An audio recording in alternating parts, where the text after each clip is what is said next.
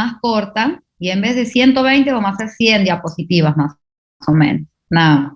Es más cortito este tema. Bueno, vamos a ver trastornos del potasio. Van a ver que hay muchas causas, muchas enfermedades que por supuesto están dentro de los trastornos del potasio, tanto la hiper como la hipopotasemia.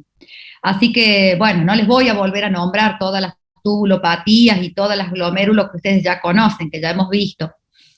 Así no se cargue tanto la clase, ¿sí? ¿Dónde estamos? Ya les comparto. Muy bien.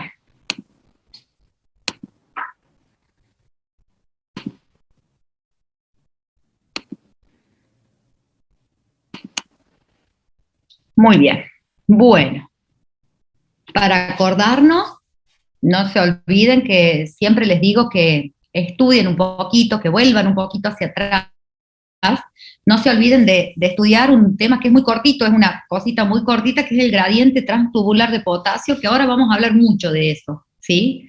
Yo les voy a refrescar algo, pero no se olviden de estudiarlo para el examen, ¿sí? Eso es clave saber porque si no, no vamos a saber de qué estamos hablando, ¿sí? Como recuerdo, entonces, ustedes saben que el potasio, al revés del sodio, es un ion intracelular, o sea, es el ion que maneja el intracelular. Siempre vamos a encontrar este ion en el intra. Y en el extracelular, todo lo que hablamos la clase pasada, que sería el sodio. La concentración plasmática de potasio, es entre 3,5 a 4,5 miliequivalentes. Esto es el valor normal de potasio. Por debajo de los 3,5 vamos a decir que es hipopotasemia. Ahora vamos a ver cuando sea leve o cuando sea una hipopotasemia grave, y cuando sea por arriba de 4,5 miliequivalentes por litro, esto es la forma en que lo van a ver representado el valor, o pueden encontrarlo como miliosmoles por litro, de cualquiera de las dos formas, ¿sí? Recordar que hay sistemas, nuestros sistemas homeostáticos tratan de regular tanto la entrada como la salida del potasio de dentro de la célula. O sea, que va a haber una entrada a la entrada de potasio, va a ser cuando el potasio entra a la célula y llena el intracelular. Y el potasio, cuando sale de la célula, se va a ir hacia el extracelular, ¿sí? No hay mucho más. ¿Qué factores van a determinar que el potasio entre o salga de la célula? En este caso, ¿qué factores van a estimular la salida de potasio, la excreción de potasio, que el potasio salga de nuestro organismo? En primer lugar, la excreción elevada, esto es potasio, perdón, acá es potasio. La excreción eleva la concentración que haya de potasio en el túbulo distal, la cantidad del volumen urinario, la concentración del potasio dentro de las células de los túbulos, porque eso es lo que va a regular cuánto potasio vamos a perder. Y recordar que en la alcalosis, cuando el paciente está en alcalosis metabólica, por lo general va a haber hipopotasemia. Las alcalosis metabolumen o deshidratación, vamos a decirlo, va a haber hipopotasemia o va a aumentar la excreción del potasio. Y el otro mecanismo que va a regular o que va a estimular la excreción del potasio es la aldosterona, por supuesto. ¿Ustedes se acuerdan cuál es el mecanismo de la aldosterona para actuar? ¿Cómo actúa la aldosterona en el túbulo? Actúa sobre la bomba sodio-potasio a nivel de las células principales en el túbulo colector, aumentando, bueno, el gradiente, que en este sería el canal RON, que secreta potasio hacia el túbulo. Bien, entonces se pierde potasio y ¿qué va a absorber? Sodio. Sodio. Desde el canal de NAC. Perfecto, muy bien, exactamente, muy bien. Va a haber dos tipos de regulaciones en el potasio. Una regulación rápida y una regulación que va a ser un poco más lenta, ¿sí? Esto es dentro de los mecanismos homeostáticos del potasio. Entonces, como recién lo dijo No es Cami. Ay, no me acuerdo los nombres, chicos, estoy... Araceli. Ara, ya me acordé. Como lo dijo Ara, primero la bomba sodio-potasio, la salida de los iones potasios a través de los túbulos, la insulina. Ustedes saben que la insulina es una hormona que va a regular también el potasio. Incluso ahora vamos a ver que es uno de los tratamientos que vamos a usar en la hiperpotasemia. La insulina hace que el potasio entre dentro de la célula, ¿sí? Las catecolaminas también, los beta-2 adrenérgicos también van a hacer que el potasio entre dentro de la célula, entonces nos va a dar una entrada rápida de potasio dentro de la célula, las hormonas tiroideas y el pH de la célula. Si yo digo que a mayor alcalosis hay menor potasio, en la acidosis debería ser al revés, salvo algunas excepciones que vamos a ver ahora, ¿sí? El tema del pH. Recuerden que alcalosis metabólica, por lo general, se acompaña de hipopotasemia y contracción de volumen a veces. ¿Qué alteraciones vamos a tener a nivel del pH? En primer lugar, lo que dijimos, la alcalosis metabólica va a predisponer para la pérdida de potasio. Y segundo, la deshidratación celular, o sea, la contracción de volumen que va a hacer que se excrete potasio o que el potasio se meta dentro de la célula para regular el potasio, que es el ion intracelular. Y la regulación lenta del potasio es un mecanismo que la homeostasis va más o menos a regular entre las primeras 6 a 12 horas, y se va a disparar este mecanismo cuando hay una sobrecarga de potasio.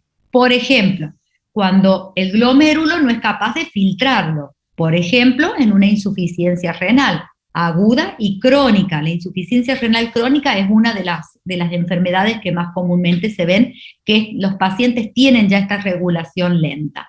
Y segundo, el volumen que pasa de potasio a través del túbulo, que le va a estar avisando al túbulo si hay mucha concentración o poca concentración de potasio para que el potasio se elimine a través del túbulo colector.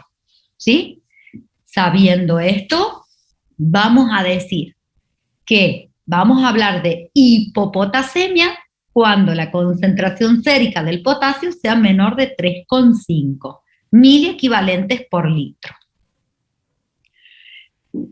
Causas. En primer lugar, siempre saber qué es lo que me va a producir. Si yo sé lo que busco, voy a saber qué tengo que encontrar. Entonces, ¿cuáles son las causas o las etiologías de la hipopotasemia? Bueno, en primer lugar, saber si uno no tiene una ingesta, o sea, un aporte inadecuado de potasio. Las pérdidas extrarrenales. ¿Qué pérdidas extrarrenales conocen ustedes más comúnmente que ocurren, que se pierde mucho potasio? ¿Cuáles son, por ejemplo? Intestinales. Gastrointestinales. Exacto, las pérdidas gastrointestinales, cuando hay vómitos, cuando hay diarreas. Muy bien. Cuando hay entrada de potasio dentro de la célula, por ejemplo, el tratamiento con insulina o con beta-2 adrenérgicos, los pacientes que tienen asma severa, por ejemplo, o que están con tratamiento con beta-2, eso también va a producir entrada del potasio dentro de la célula. El exceso de catecolaminas. Hay una enfermedad que no es muy común, pero que produce un exceso en la producción de catecolaminas. Lo vamos a ver, creo que lo vemos en la otra clase, no lo vamos a ver hoy, que produce hipertensión arterial y produce exceso de catecolaminas, por lo cual hay que investigarlo. Hay otra enfermedad que es un poco más... ¿Sería el feocromocitoma? El feocromocitoma, sí, el feocromocitoma, donde tienen catecolaminas muy altas. Sí, el feocromocitoma. Yo no los quiero confundir tanto, pero es el feocromocitoma. No es muy común, pero si tengo un paciente joven con hipertensión arterial refractaria y no encuentro la causa, o sea, no es una causa idiopática de su hipertensión arterial, hay que medirle catecolaminas porque puede que tenga un feocromocitoma. La parálisis periódica familiar, que la vamos a ver en un ratito, no es una enfermedad común, pero puede ocurrir, ¿sí? En los pacientes que tienen hipopotasemia de larga data, y la parálisis por la tirotoxicosis o por la crisis tirotóxico por hipertiroidismo, ¿sí? Cuando el paciente tiene un hipertiroidismo severo y hacen crisis, pueden hacer parálisis por la tirotoxicosis por la gran cantidad de hormonas dando vuelta. Pérdidas gastrointestinales, ya las dijimos, diarreas, que pueden ser agudas, pueden ser crónicas. Una causa muy común de diarrea más hipopotasemia crónica, o que es a veces de larga data, hay que investigar, no se olviden, el adenoma velloso del colon, que es muy común de que dé esa combinación, diarrea más hipopotasemia. Vómitos, que ya dijimos, y hay una causa en los pacientes internados, que es muy común, que es con la sondita nasogástrica, y la sonda nasogástrica queda aspirativa, o sea, están aspirando continuamente el contenido, el ácido clorhídrico del contenido del estómago. Esa es otra causa de hipopotasemia, y no olvidarnos de la depresión de volumen, que es lo que les dije recién, que es cuando hay concentración de volumen o cuando hay deshidratación, y el mecanismo de la aldosterona, que ya lo hemos nombrado, ¿sí? Ahora vamos a ver qué enfermedades entran dentro de eso, ¿sí? Profe, Dentro de las pérdidas, ¿sí? perdón que le interrumpa, ¿puede volver a repetir lo de la sonda nasogástrica que justo se me cortó?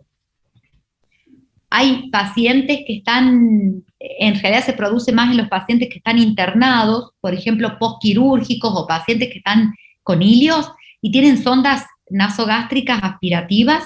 Se está aspirando continuamente el contenido del estómago con mucho ácido clorhídrico y también hay mucha pérdida, es como un vómito, es como si tuviera vómito, entonces pierde mucha cantidad de potasio. Ah, bien, gracias, profe. ¿Sí? Bien, y dentro de las pérdidas renales de potasio, todos aquellos trastornos renales que lleven al aumento de la excreción del potasio. Ustedes ya conocen algunos de estos trastornos, que son las tubulopatías y algunas glomerulopatías. Dentro de las túbulos, yo ahora se las voy a volver a nombrar, en un ratitito se las vuelvo a nombrar, como son el síndrome de Liddle, que ya lo habíamos visto nosotros. Otra causa de hipopotasemia es el efecto de los mineralocorticoides, o sea, por un excesivo aporte de mineralocorticoides, y por, si hay hiperpotasemia, se puede producir por los antialdosterónicos, como lo son la esplesrenona y la espironolactona, ¿sí? Los vamos a ver cuando veamos hiperpotasemias. ¿En qué situaciones vamos a ver nosotros que va a haber una pérdida de potasio en la nefrona o en el túbulo distal directamente? Bueno, primero lo que vamos a buscar es si esa hipopotasemia se acompaña de hipertensión arterial o no. Si la hipopotasemia se acompaña de hipertensión arterial, tengo que descartar el síndrome de Cushing como primer lugar. Lo segundo que hay que descartar es que no tenga un hiperaldosteronismo primario como causa de la hipertensión arterial y de la hipopotasemia. Otra causa de esto son los tumores, es menos frecuente, pero sí los tumores productores de renina.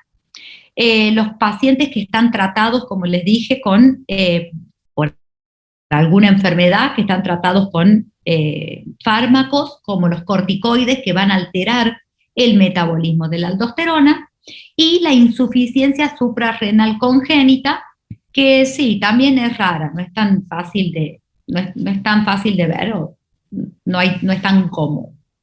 Lo otro que debo tener en cuenta es el déficit enzimáticos, que por lo general son trastornos congénitos también, que van a tener disminuido el cortisol, ¿sí? Hay disminución del cortisol basal, entonces por eso van a provocar la hipopotasemia. Otro trastorno, que es un trastorno, ustedes ya lo conocen a este, es el síndrome de Liddle, ¿sí? Que es una tubulopatía que se caracteriza por presentarse con hipopotasemia. Y el otro trastorno, nada más. Eso para hipopotasemia con hipertensión arterial. Ahora sí tenemos una hipopotasemia con tensión arterial normal, que vamos a buscar un síndrome de Batten, que también es una tubulopatía, ustedes ya la conocen. Lo otro que hay que buscar es que el paciente no esté tratado con diuréticos, como lo son los diuréticos de ASA, por ejemplo la furosemida, donde va a haber pérdidas de potasio, va a haber también pérdidas de agua, y va a ir acompañado también a veces de pérdida de sodio. Entonces el paciente cursa normotenso, pero con la hipopotasemia.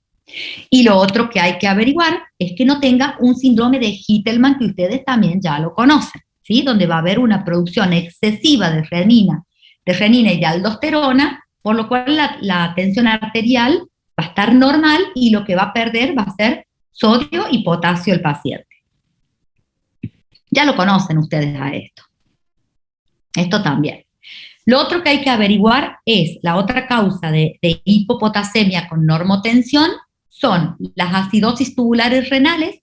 ¿Se acuerdan? Que ya las vimos, tipo 1, tipo 2 y tipo 4. Lo otro que hay que descartar es que el paciente no tenga un síndrome de Fanconi, y lo otro que hay que descartar, si está normotenso, es que el paciente no tenga hipomagnesemia. Si ustedes se acuerdan, siempre que se tiene que absorber el potasio en el túbulo, por lo general necesita del magnesio para poder entrar dentro de la célula. Por eso, cuando hay hipomagnesiemias, van acompañados de hipopotasemias. Gracias. Entonces no se puede absorber el potasio, pero en realidad el trastorno primario es por la falta de magnesio, que también es un ion, que a veces uno no le da tanta, como no es un ion principal, uno no le da tanta bolilla al magnesio, y a veces el paciente está hipopotasémico y no puede, en realidad, no puede meter el potasio a la célula porque no tiene magnesio, ¿sí? Así que también descartar la hipomagnesemia. Algunos fármacos que van a producir hipopotasemia, con mayor frecuencia los diuréticos, salvo los diuréticos ahorradores de potasio, que sería espironolactona y esplerenona, que son los que van a absorber potasio, o sea, son los ahorradores de potasio. Menos eso, los otros todos, tanto los diuréticos de ASA como los diuréticos tiazídicos. Y los diuréticos osmóticos, como el manitol, por supuesto que también, porque elimina todos los iones, ¿sí? Todos los iones van a estar eliminándose. La otra causa de hipopotasemia es la insulina. La insulina hace que el potasio se meta dentro de la célula. Por eso, cuando hay hiperpotasemias severas, uno usa insulina, ahora lo vamos a ver en un ratito, para poder bajar la calemia del paciente. La anfotericina B también, porque recuerden que la anfotericina B es una molécula bastante grande, entonces va a producir, en realidad el trastorno está en el túbulo, y eso hace que no pueda absorberse o reabsorberse, mejor dicho, el potasio. Otros fármacos son los...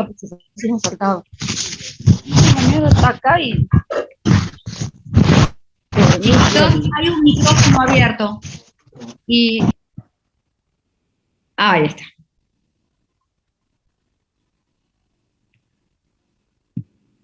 Bien, ¿me escuchan ustedes? Sí, doctor. Sí, profe. Bien. Bien. Otra droga que casi no se usa, que se usó mucho durante mucho tiempo, pero que casi no se usa, es la teofilina. La teofilina se usó para el tratamiento del broncoespasmo y del asma severo. La verdad es que casi no se utiliza, ¿sí? Y la otra droga que hay que tener mucho cuidado, que no produce hipopotasemia de per se, ¿sí? No produce hipopotasemia la droga, hay que tener mucho cuidado cuando se está utilizando digitálicos como la digoxina en el tratamiento de la fibrilación auricular crónica más insuficiencia cardíaca, porque hipopotasemia predispone a la intoxicación digitálica. No se olviden de eso, ¿sí? Muy bien. ¿Qué vamos a tener clínicamente en el paciente que tiene hipopotasemia? En primer lugar, debilidad muscular, ¿no? Son pacientes que llegan con mucha debilidad, mucha fatiga, más que todo a nivel muscular, ¿no? Pueden tener parálisis arrefléxica, pueden tener ilios, y una de las cosas más importantes de la hipopotasemia, o para poder reconocer una hipopotasemia, son los trastornos electrocardiográficos que produce. ¿Qué vamos a tener?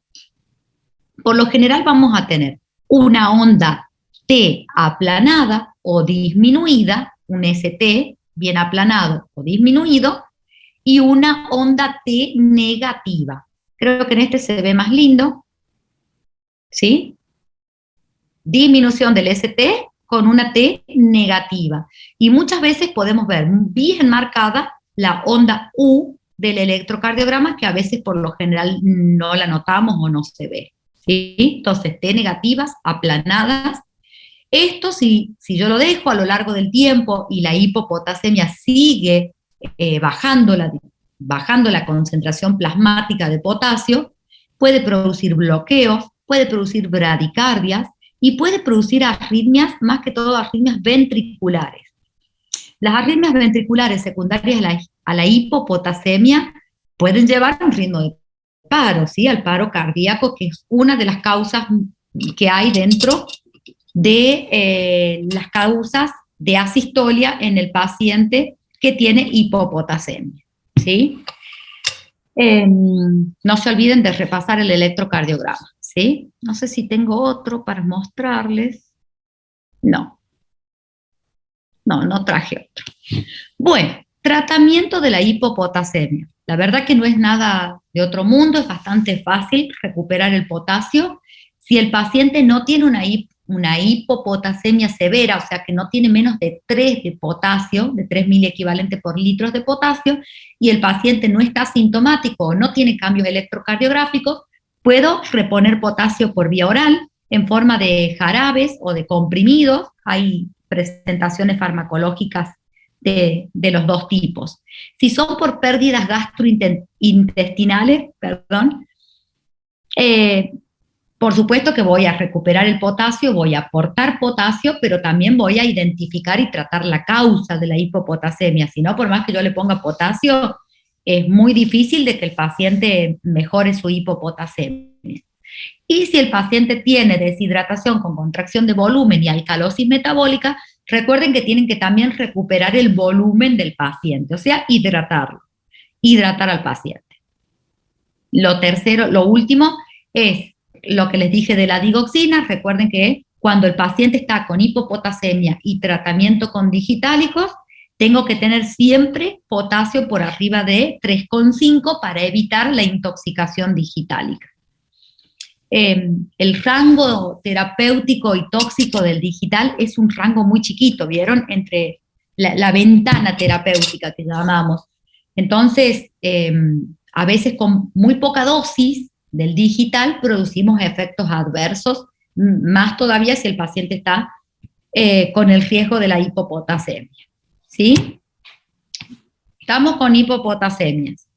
Vamos con hiperpotasemia, ¿sí? ¿Estamos bien hasta acá? ¿Alguna duda? ¿Alguna pregunta? No, bien, estará bien. ¿Vamos bien? Bueno. Vamos a ver ahora qué pasa cuando tenemos el potasio muy alta, la concentración sérica de potasio muy alta. Dijimos que el valor normal era hasta 4,5 miliequivalentes por litro. Si tenemos más de 5 miliequivalentes por litro, vamos a decir que estamos frente a una hiperpotasemia. Vamos a decir que es leve cuando tenemos entre 5,5 y 6 miliequivalentes de potasio. De 6 a 7 vamos a decir que es moderada, y mayor a 7 miliequivalentes de potasio va a ser una hiperpotasemia grave, donde seguramente el paciente puede producir arritmias ventriculares severas y hasta por supuesto, el paro cardíaco por estas arritmias ventriculares. Esto es una patología que la verdad que hay que tratarla y se trata con mucha urgencia, ¿sí? ¿Qué causas tenemos de hiperpotasemia? Primero, lo primero que hay que descartar frente a una hiperpotasemia es descartar que no sea una pseudo hiperpotasemia que llamamos. ¿Por qué? Muchas veces en el laboratorio pueden producirse o por el torniquete que se le hace al paciente para poder sacarle sangre, que el torniquete sea muy ajustado o que por ahí demoremos mucho en sacar la sangre o por algún motivo que el paciente pueda llegar a hacer hemólisis, ¿sí? Hemólisis en el tubito, en el tubo que va al laboratorio. Sale, por supuesto, al haber hemólisis del glóbulo rojo, va a salir el potasio que está dentro del glóbulo rojo, que es una célula, y produce la pseudo hiperpotasemia. Entonces, en primer lugar, descartar que no sea una pseudo hiperpotasemia.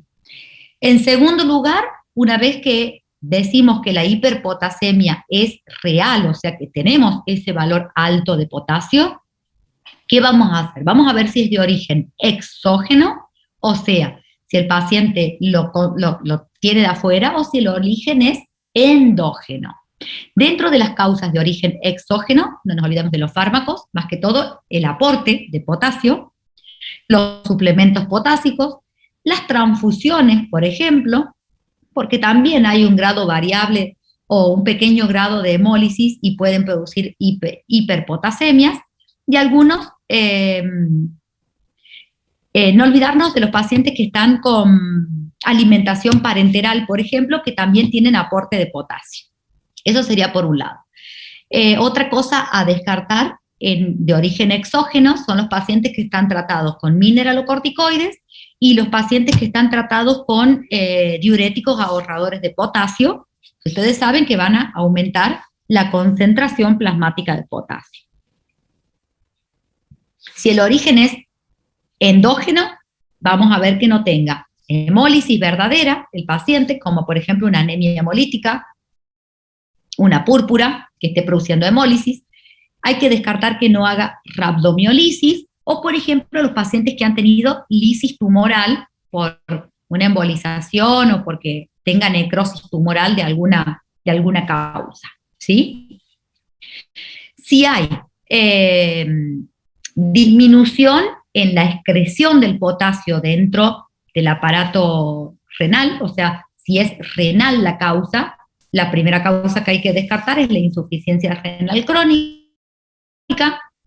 Si hay, lo que les dije, el déficit de mineralocorticoides, fármacos que son los IECA, los diuréticos ahorradores de potasio, algunos antibióticos, ¿sí?, que también pueden producir hiperpotasemias. Vamos un poquito, bueno, esto ya lo vi, es lo que acabamos de ver. Otras causas serían, esto ya lo hablamos también. Otras causas que van a disminuir la excreción de potasio, aparte de la insuficiencia renal, son aquellos pacientes que tienen daño del aparato yuxtaglomerular. Si tengo daño en el aparato yuxtaglomerular del glomérulo renal, vamos a tener patologías con respecto a la renina y a la aldosterona, porque ahí es donde se produce la liberación de renina. Entonces hay que descartar o hay que ver que no tenga el paciente un hipoaldosteronismo. En ese caso, el hipoaldosteronismo va a estar acompañado de hiporreninemia. ¿Qué significa? Que va a estar baja la aldosterona y baja la renina, ¿sí? Otras causas menos frecuentes, pero que también hay que pensarlas, son la glomerulonefritis lúpica y la amiloidosis y la glomerulonefritis por amiloidosis, que también se pueden producir. Esto ya lo hablamos. Dentro de las causas de las pseudo-hipernatremias, que pueden estar involucradas la hemólisis, la recolección de la muestra, el sitio de punción, el torniquete, no olvidarnos que también la leucocitosis severa y la trombocitosis severa van a producir hiperpotasemias. Están dentro de las causas. Bueno, acá traje algunas frutas y algunas cosas que tienen mucha concentración de potasio, que pueden estar incluidas en la dieta de algunos pacientes. A todos los que les gusta las frutas, por ejemplo, es raro que un paciente que come muchas frutas venga con 7 de potasio, ¿sí? Puede tener 5, pero por ahí no tanto, ¿sí? ¿Dónde me quedé? Bien, ¿qué vamos a tener como clínica en la hiperpotasemia? ¿O qué vamos a ir a buscar? Primero, va a haber debilidad muscular. Entonces, si uno dice, uy, tengo debilidad muscular, ¿qué es? ¿Hipo o hiper? Hay que identificar la causa sí o sí. Entonces, comprobar si hay debilidad flácida, muscular flácida, hiporreflexia osteotendinosa, ver si tiene el paciente arritmias cardíacas, y una de las cosas que nos va a servir para identificar a la hiperpotasemia es el electrocardiograma.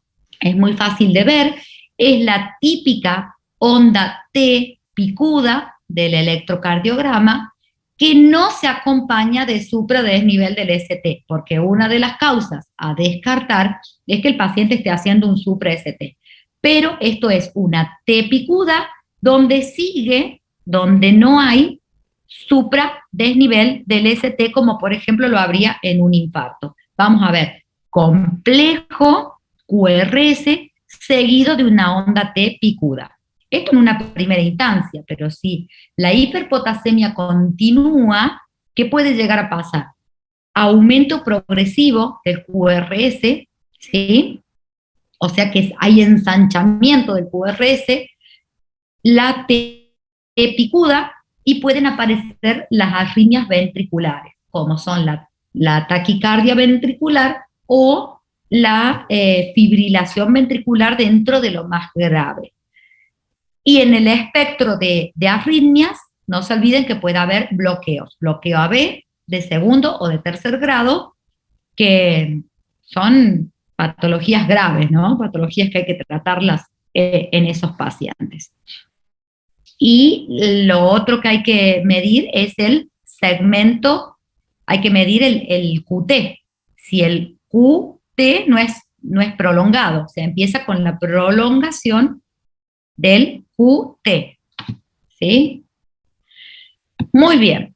¿Cómo vamos a tratar o cómo vamos a hacer para disminuir la concentración plasmática del potasio? Bueno, vamos a utilizar todo aquello que nosotros ya conocemos. ¿Qué le podemos dar al paciente? En primer lugar, si vemos que hay signos de deshidratación o si hay signos de pérdida de volumen extracelular en el paciente, en primer lugar, hidratarlo. Segundo lugar, confirmar que no sea una pseudo hipopotasemia. Lo otro que se puede usar son infusiones de insulina. Recuerden que no es que le voy a hacer la insulina al paciente endovenosa, en bolo, eso no se utiliza más, no se usa más. La insulina, siempre que yo voy a insulinizar al paciente para disminuir el potasio y meter el potasio dentro de la célula, voy a utilizar soluciones dextrosadas a la misma concentración de insulina que tiene la dextrosa.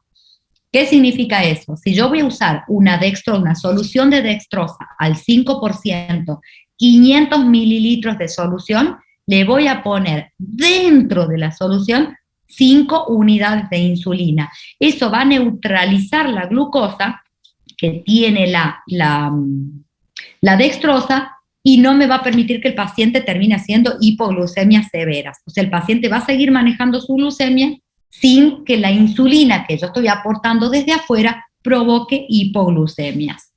Lo otro que puede utilizar es los beta-2 adrenérgicos, o sea, los salbutamol, salmeterol, por lo general utilizamos salbutamol, para también como puente a que el potasio pueda ingresar dentro de la célula.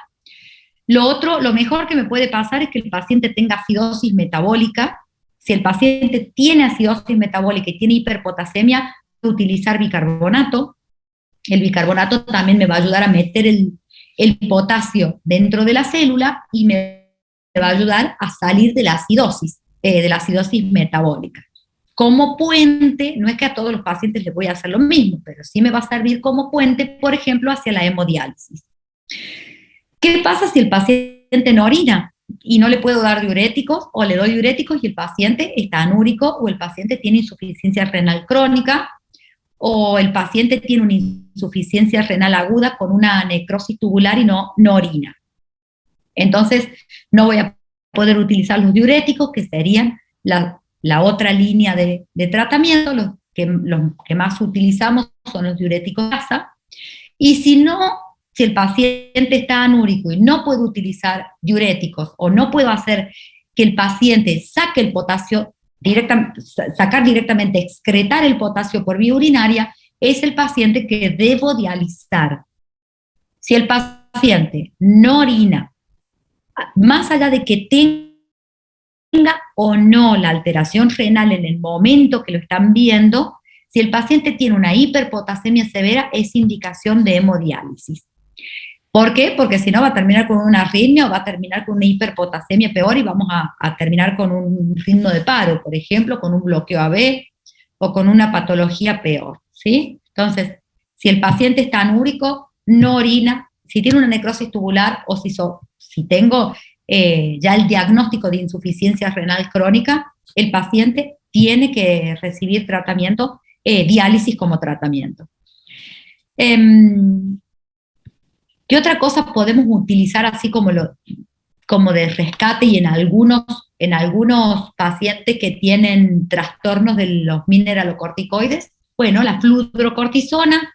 ¿Cuál es el único impedimento de la fludro? Es que se da únicamente vía oral. Entonces hay algunos pacientes que no podemos darle la fludrocortisona. Pero si la hiperpotasemia es severa, tengo potasio plasmático mayor de 6,9, el tratamiento, y el paciente no orina, el tratamiento es la diálisis. Todo lo otro me va a servir, pero no me va a servir para excretar el potasio afuera de la célula. Y lo otro que no me debo olvidar que tengo que utilizar es el gluconato de calcio, que nos va a servir para estabilizar las membranas, ¿sí? Más que todo las membranas del músculo cardíaco, ¿sí? Muy bien. Sabido esto, ¿alguna duda?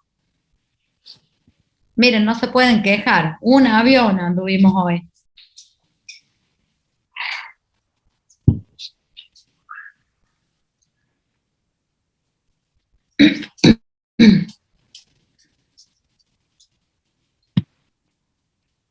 Profe, ¿Sí? le hago una pregunta. En este caso, tanto Sí. como para la hiper como para la hipopotasemia, ¿con cuánto tiempo deberíamos volver a repetir el análisis de laboratorio para saber si está funcionando la terapia que estamos haciendo o no?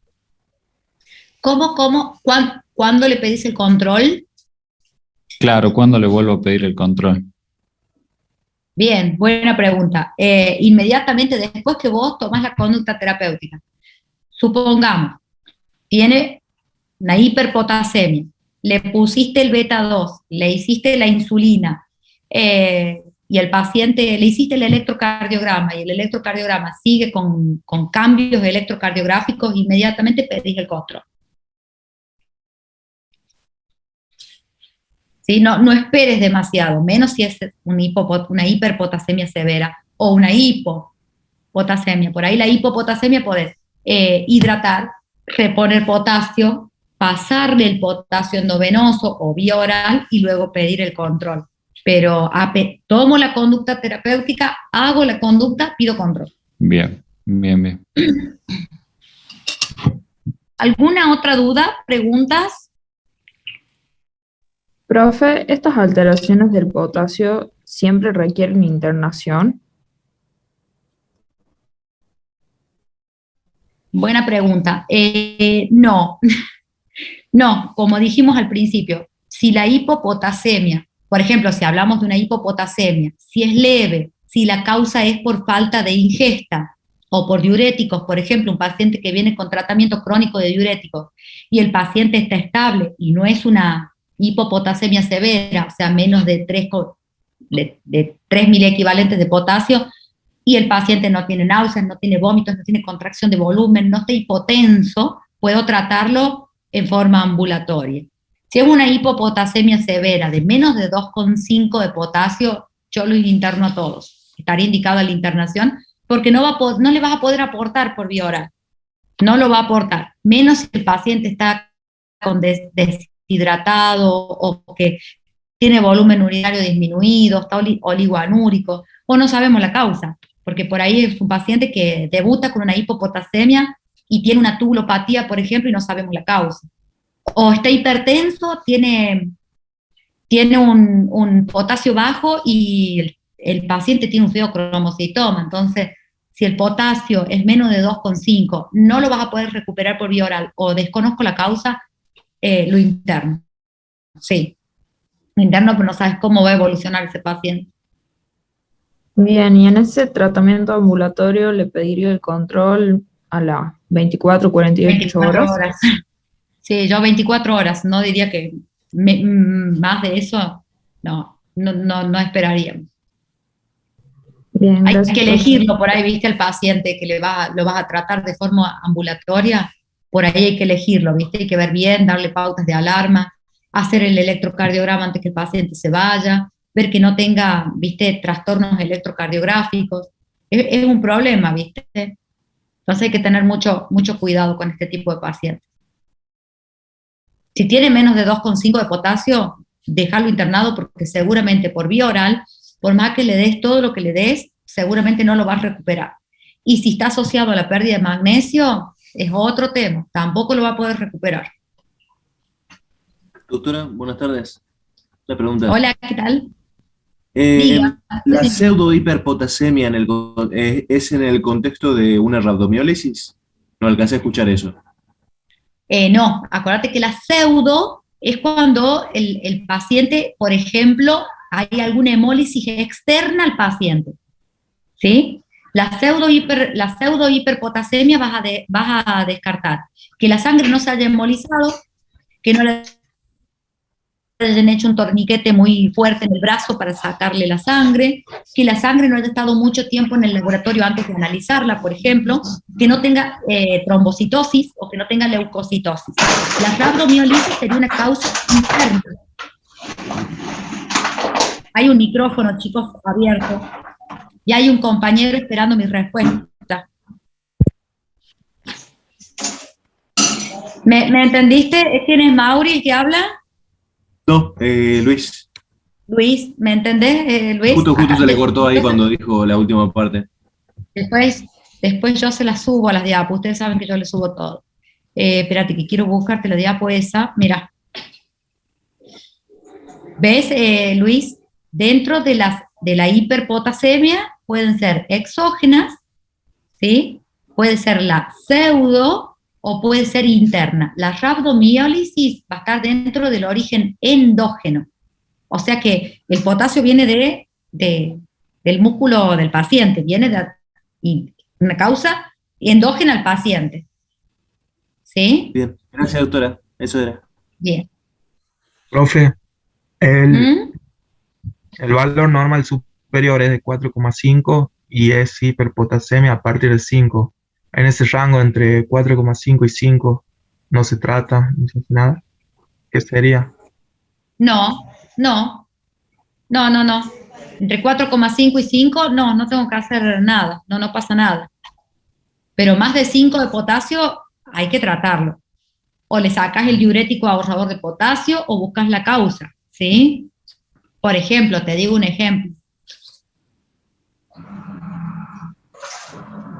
Los IECAS, recuerde que hay muchos pacientes tratados con IECAS. Los IECAS son una causa muy frecuente de hiperpotasemia. Pacientes que están tratados para su presión arterial con IECAS, una de las causas de hiperpotasemia creo que más comunes es esa también.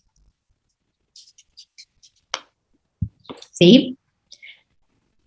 Sí, gracias, doctora. ¿Alguna otra duda? ¿Algo que quieran preguntar? Ay, me gustó porque se ve que algo esta clase se quedaron a escuchar. Sí, una más, doctora. Decime. Los cambios electrocardiográficos después de la corrección, digamos, Sí. ¿son inmediatos o pueden llegar a tardar un poco? Y son inmediatos casi. Si vos tenés esto y vos decís, esto seguramente se acompaña de un potasio muy, muy alto, perdón, la onda T, vas a ver que la onda T baja, el QT mejora, ¿sí? Y si, por ejemplo, tenés ensanchamientos del QRS que a veces suelen ocurrir o que tenés bloqueos AB, mejoran ahí nomás. Bien, gracias. Doctora, ¿Sí? ¿podría explicar para qué servía la fluorocortisona en el tratamiento de la hiperpotasemia? Sí. ¿Se acuerdan que les dije que uno de los la fluorocortisona sería un antagonista de la aldosterona, ¿sí? Entonces, si el paciente venía tratado, por ejemplo, con espironolactona, puedo darle la fluorocortisona para sacar el efecto ese. Entonces, el paciente va a dejar de tener el efecto de reabsorber potasio, ¿sí? Ahí te quedó más, así sería más criollo, más claro. Sí, doctora, ahí sí, gracias. Ahí sí.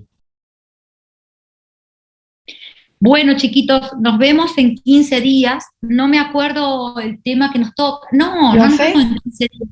Creo que estamos de vacaciones. Una pregunta más antes que se despida. Lo que dijo que la fluorocortisona es un antagonista del aldosterona, ¿verdad? Sí. Se la doy a un paciente, ¿en qué situación? No sé si escuché mal, de hipoaldosteronismo. Hiper. Claro, si yo le doy, voy a sacarle el efecto de la aldosterona. Si es un antagonista de la aldosterona, se lo voy a dar a un hiper. Hiper, bien. ¿Sí? Bien. Sí, gracias. Bien. Doctora, la clase que viene no tenemos, porque supuestamente... No. Estamos de vacaciones, se supone. La clase la semana que viene y la otra, ¿verdad? Así que, Sí, bueno, profe. ya veo el programa. No me recuerdo, así que ya vemos el programa y no sé si les tocará conmigo o con la otra Páez. No me acuerdo. Porque figura 14, una clase de cáncer renal, pero dice clase grabada. Bien, no sé.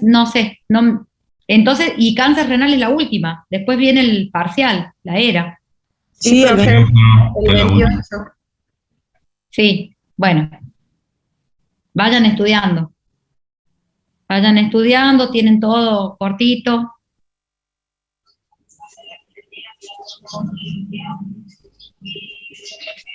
Bueno, chiquitos, entonces nos vemos, creo que ya nos vamos a ver en la ERA. No sé si irán a tener cáncer renal conmigo. Yo no las grabo las clases, yo la doy a la clase, así que no sé, no creo que la grabe a la clase si la tengo que dar yo, ¿sí? Doctora, disculpe, ¿la ERA es escrita también? No nos dijo nada todavía el doctor Frances.